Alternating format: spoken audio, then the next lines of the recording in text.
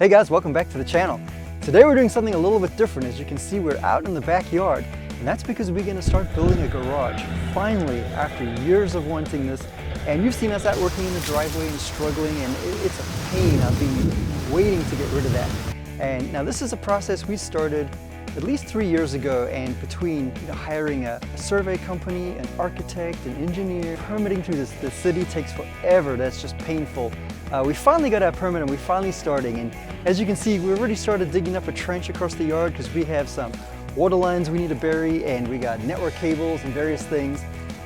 So we got trees back there we got to get out.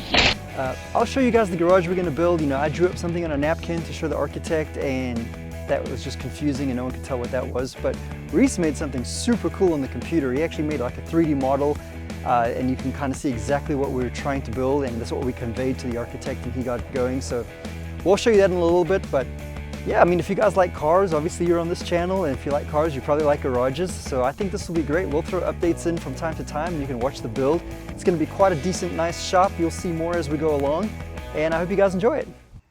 So this big guy over here and that big guy right there have to go, unfortunately. You can see here the orange flags is marks out the actual building. So this is like right in the middle of the building.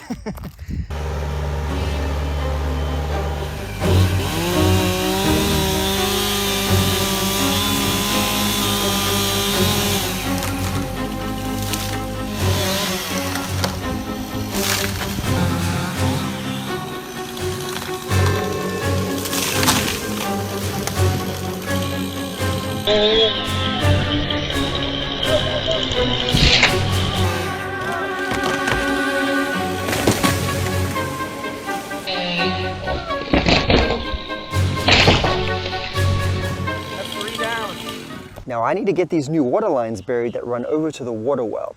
A new driveway is going to come across this, so they're going to get buried a fair amount down. Now before I bury these, I need to pressure test them. So I'm going to put a gauge over here on one end, I'm going to have the hose hooked up on the other end, run them up to pressure and let them sit overnight and make sure they don't have any leaks. Okay, now for reference, you can see just how shallow the original lines were. And here you can take a look and see how deep the new trench Reese was digging. He's all the way up to his shoulders in this thing. Now the problem was it just kept collapsing, as you can see. Alright, we needed some better equipment, so here I am pretending I know what I'm doing on this thing. And no, I don't, because I've never used one before. And it became real obvious in the beginning, because I'm going all slow and cumbersome here. But pretty soon I got the hang of it, I was moving along and started getting this trench dug out. Now unfortunately you're supposed to dig along and back up and dig the trench in front of you or behind you, however you want to look at it. But since we already had pre-hand dug one, I had to go along the side and basically just tear it up and make a massive hole. Alright, so we could only get so far with that mini excavator. So Reese is doing the very lower parts to kind of make like a valley where they'll drop in, because they have to be at least, I think, 4 feet deep. In addition to these 2 water lines, we're also burying electrical line for the well pump, and also 2 network cables. I got 2 250-foot Cat6 network cables I ran, eventually to be replaced with fiber optics later, because we were getting too many electrical surges from lightning and just frying so much equipment. And this would be the correct way to dig a nice narrow trench, backing up as you dig it on solid ground. This was the sewer pipe trench I was making here. Alright, this whole place is trenches. That's due to county code. We have to have a separate trench here for wastewater or sewer, which is coming from the bathroom from the new garage. It cannot run in the same trench as water. Makes sense, you don't want a cross-contamination leak and take a shower in your poop. Now filling this monstrous trench back up, we went ahead and compacted and watered at 8-inch lifts to try and prevent any settling that would cause our future concrete driveway to sag and crack. We also quickly realized we had dug out so much dirt that we were just struggling to get any amount back in there, even after shoveling all day. So we had to go and rent some more cool equipment to play with and get the dirt back in there. What a lifesaver. Now you'll notice we did not cut the tree stumps all the way down to the ground or even grind them or anything, and that's because we have to use a huge excavator to pull these out. We need all the roots, all the organic material gone. Anything left behind will rot underground, create voids, and the concrete will sag and crack eventually, so it all has to go. And now we start what feels like day one of building the garage, but really it's taken us weeks to prep and get to this point. So the first thing is to take the skid steer and dig out this hell of an incline in the ground and try and get a flat working area to create the foundation of where we're going to build this. Here we have the mini excavator digging the main footer of the building.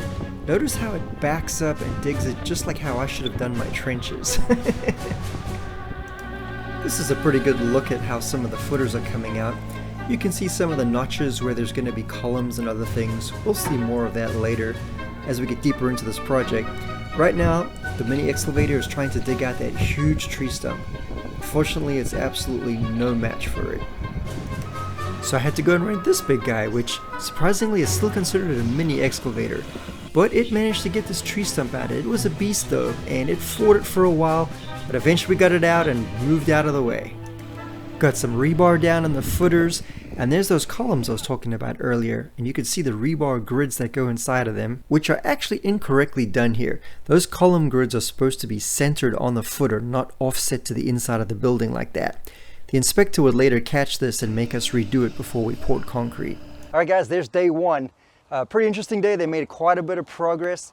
We got all the footers dug out all the way around, and the rebar put in, and of course the huge tree got pulled out, a couple of them. Due to the slope in the ground, of course, we've got this end got cut in, and that end is actually above grade. You can see these huge footers they had to create. These would be between the garage doors.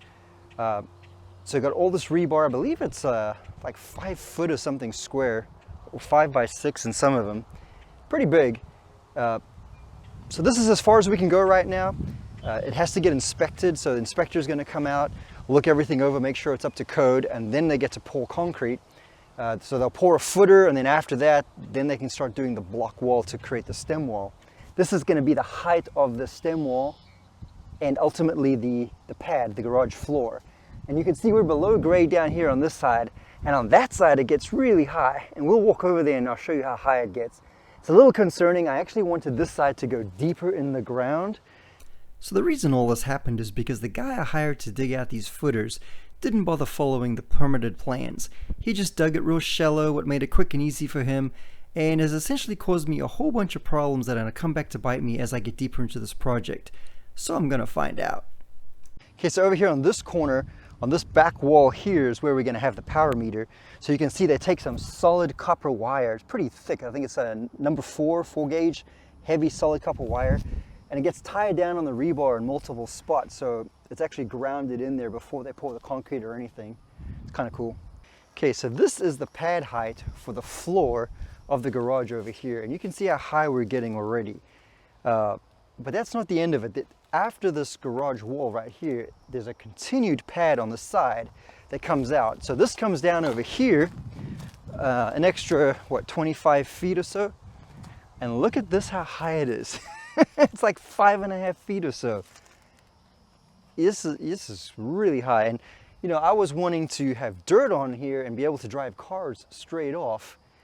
I'm not sure how realistic that's going to be anymore. We might have to change our plans, but yeah, this is going to be interesting. So this was kind of unforeseen. We weren't expecting this to be this high on the end.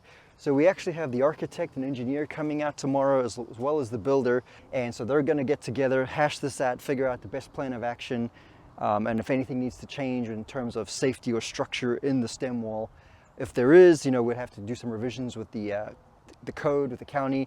A little more work to do, but we're making some progress. Day one is at this point. So stay tuned for follow-up episodes. You know, as we make more progress on this build, we'll keep going. See y'all later. Take care.